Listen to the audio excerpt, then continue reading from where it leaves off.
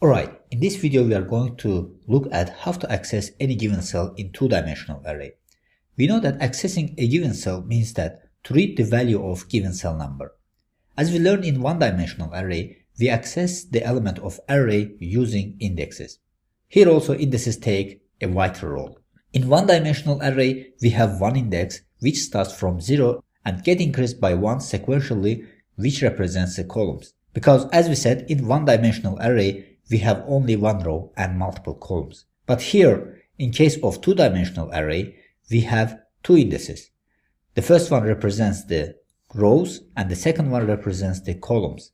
So for example, if you want to access this value over here, first you need to put the array name, then row index and then column index. Now in this case, array name is A, so the row index of this value is 0 and the column index of this value is 4. So to access this value over here, we are going to write something like this: array name, row index and column index.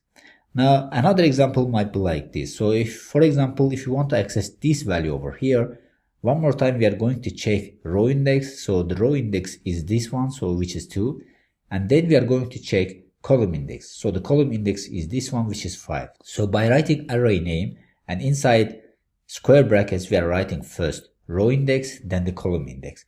So with this we are accessing this value of cell over here. Now based on this logic, let's see how this is working in practice. Now here inside two-dimensional array class, we have created our array and we have created constructor method to initialize the elements. Then in the last lecture we have created insert method, which is inserting value to the two-dimensional array. Now here under insertion method, I'm going to create a method which access the cell value from given array. Now the name of method will be access cell. So public void access cell. So we are making this one also in the two-dimensional array class because in this way all methods will be accessible by using two-dimensional array over here. Now this method over here, which is access cell, will take two parameters. So the first parameter will be the integer row, which shows the row index, and the second parameter will be integer column, which is for column index. Now here inside function, the first thing that I'm going to do, I'm going to print a message saying that accessing row number, this row number and column number is this one. Then we are going to print out the value. Now here in this case, I'm going to print out to the console this message. Now here I'm going to put something like this: accessing row number. So it's going to come from the row. So we are concatenating it.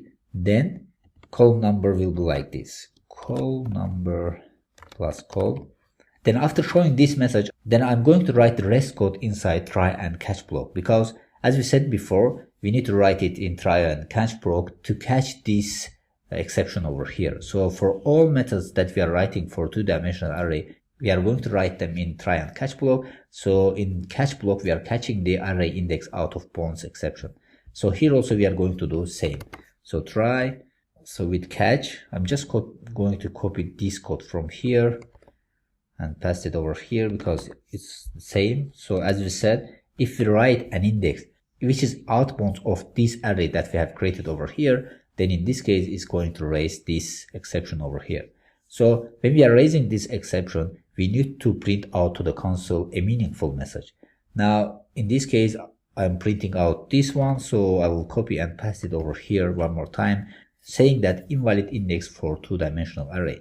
Now after doing so, inside try block, I'm going to access the value of this cell over here. So here the first thing that I'm going to do, I'm going to one more time print to the console saying that cell value is, then we are going to put cell value. Now how can we put the cell value? So as we said before, we are going to write array name. Now in this case array name is ARR.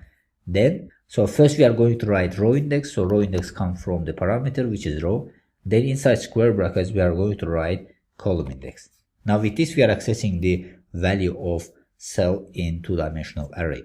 Now this is all for this method. Now let's see how this is working in practice. Now here inside main class we have created our two-dimensional array, then we have inserted a value to this two-dimensional array.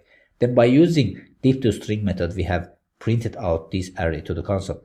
Now instead of printing out this array, I'm just going to comment this part from here. I'm going to access the element of array. Now before accessing it, let's insert some other elements, because in this case we have created 3 to 3 matrix. So I'm going to insert one more element to do, for example, first row, second column. So in this case I'm going to put 20.